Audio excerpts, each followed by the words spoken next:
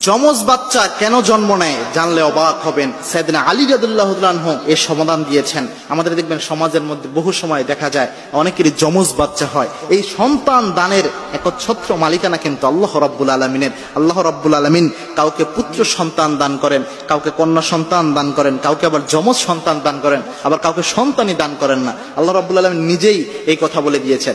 আল্লাহ রাব্বুল আলামিন জানিয়েছেন, ইয়াহাবু লিমান ইয়াশাউ ইনাসাও ওয়া ইয়াহাবু লিমান ইয়াশাউ যুকুর। আমি আল্লাহ রাব্বুল আলামিন যাকে চাই পুত্র সন্তান দান করি, যাকে চাই কন্যা সন্তান দান করি। আবার ওয়া ইয়াজআলু মান ইয়াশাউ আকিমা।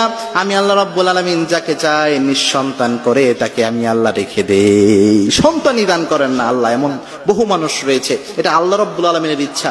কিন্তু যমজ সন্তান কেন হয় এর সমাধান সাইয়েদনা আলী রাদিয়াল্লাহু তাআলা আনহু এক জায়গায় দিয়েছেন। সাইয়েদনা আলীর সময় একজন লোক ছিল যার খুব বেশি কন্যা সন্তান হতো, আর সে কন্যা সন্তান হলেই গালাগালি করত।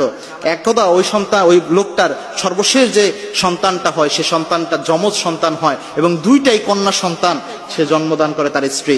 যার কারণে সাইয়েদনা আলী রাদিয়াল্লাহু আনহু যখন শুনতে পেলেন যে সে খুব গালাগালি করে কন্যা সন্তানের জন্য, তাকে আলী রাদিয়াল্লাহু আনহু ডাকলেন। আলী রাদিয়াল্লাহু আনহু তাকে ডেকে বললেন, ভাই, আপনার কন্যা সন্তান হয়, আপনি এই জন্য অনেক রাগ করেন। কন্যা সন্তান আল্লাহ রাব্বুল আলামিন যাকে তাকে দান করেন না। আল্লাহ রাব্বুল আলামিন যেই ব্যক্তিকে বেশি পছন্দ করেন ওই ব্যক্তিদেরকে আল্লাহ রাব্বুল আলামিন কন্যা সন্তান দান করে দেয়। সুবহানাল্লাহ।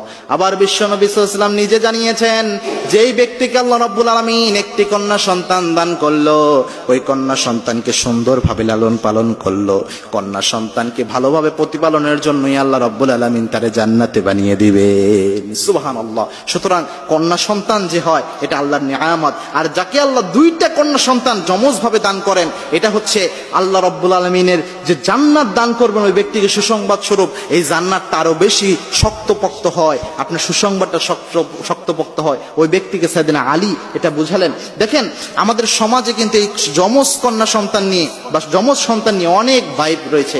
যেমন অনেকে মনে করেন যে যমজ কলা খেলে হয়তো যমজ সন্তান হবে, এটা অনেকের ভুল ধারণা এমন রয়েছে, বা অনেক ভুল ধারণা রয়েছে। বর্তমানে মেডিকেল সায়েন্সও বিভিন্ন ব্যাখ্যা দেওয়ার চেষ্টা করেছেন সন্তান কেন এরকম হয়।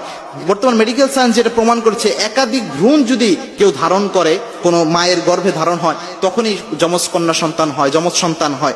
এই যমজ সন্তান আল্লাহ রাব্বুল আলামিন এটাও একটা নিদর্শন। আল্লাহ রাব্বুল আলামিন কাউকে পুত্র সন্তান দান করেন, কাউকে কন্যা দান করেন, কাউকে যমজ সন্তান আল্লাহ দান করেন, কাউকে আবার সন্তানই দান করেন না, নিঃসন্তান বানিয়ে আল্লাহ রেখে দেন। এই সব আল্লাহ রাব্বুল আলামিনের হচ্ছে লীলা খেলা। আল্লাহ রাব্বুল আলামিন যাকে চান তাকে এগুলা দান করেন। সুতরাং আপনি যদি সন্তান যমজ হয়, এখানে নারাজ হওয়ার কিছু নাই। মনে করতে হবে আল্লাহ রাব্বুল আলামিন চেয়েছেন, এই জন্যই আল্লাহ রাব্বুল আলামিন আপনাকে দান করেছেন। এবং সাইয়েদনা আলী এখানে জানালেন, যদি কোনো কন্যা সন্তানকে আল্লাহ যমজ হিসেবে দান করে বা পুত্র সন্তানও যদি যমজ হয়, আল্লাহ রাব্বুল আলামিন সন্তুষ্ট হয়েই তার কল্যাণের জন্য আল্লাহ রাব্বুল আলামিন তাকে ভালোবেসেই এটা দান করেন। সুতরাং এটা নিয়ে নাশুকরি করার কিছু নাই, বরং এটার জন্য পড়া উচিত আলহামদুলিল্লাহ এবং বেশি বেশি আল্লাহর শুকরিয়া আদায় করা উচিত।